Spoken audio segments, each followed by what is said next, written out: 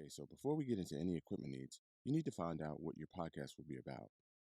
This can be better described as your why.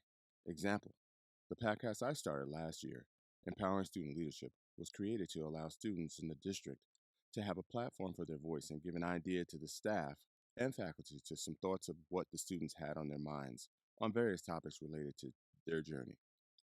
This was like a professional development in every episode, so many staff members heard information from their students that they weren't aware of.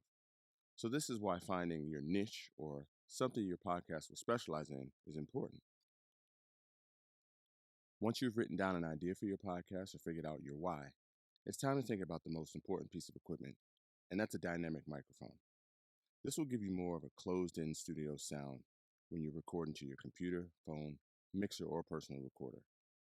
You can use what's known as a condenser mic, which are the more expensive and more sensitive to capture more detailed audio, but this will require something called phantom power to make the microphone work.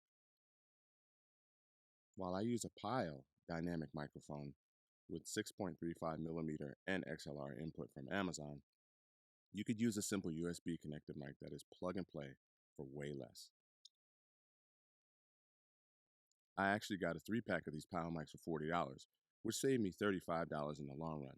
But if you're using your phone to record, you'll require a phone adapter, Apple or Android, and I would recommend a lapel mic that will allow you to record while moving around if you need to be mobile.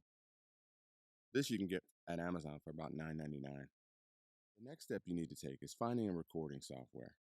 This will allow you to record into, edit, and arrange your recorded vocals onto your computer or recording device.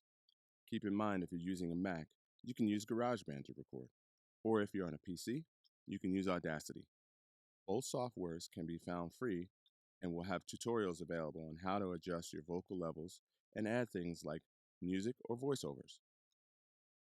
I like to use iMovie, which came included with my Mac, and it has been very simple to convert all the audio to MP3 for uploading to podcasts.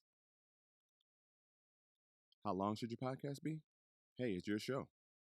It should be as long or short as you need it to be so that you can be heard effectively. I think 15 minutes is a great start, and should your listenership grow to a larger audience, lengthen it. There are people that have 10 minutes, 1 hour, 2 hour podcasts, but whatever works for you, I would suggest being the same rough time frame so that you and your listeners can have an idea to plan their listening time. The same holds true for how often you should publish your podcast. It will be based on your preference and demand from your listeners. Keep an open line of communication for listeners to provide feedback. I think if you have the time, weekly is a great starting point. The importance here lies in the consistency for listeners. How many guests is up to you as well. So many shows have no guests. Other shows have different guests on every episode. I've had a single guest and as many as up to 4. It's personal preference. So, long as the content is good, it doesn't matter. Make sure you have some form of cover artwork for your podcast. You could do this yourself with sites like Canva, or if you have some creative visual skills, you can use Photoshop. You'll need to upload your artwork and provide a description of your podcast before you can publish your show. Here's mine. Initially, I started Empowering Student Leadership, the podcast, during Black History Month, so my cover was themed in that way. I have since moved to a cover that is more me. The importance is being yourself.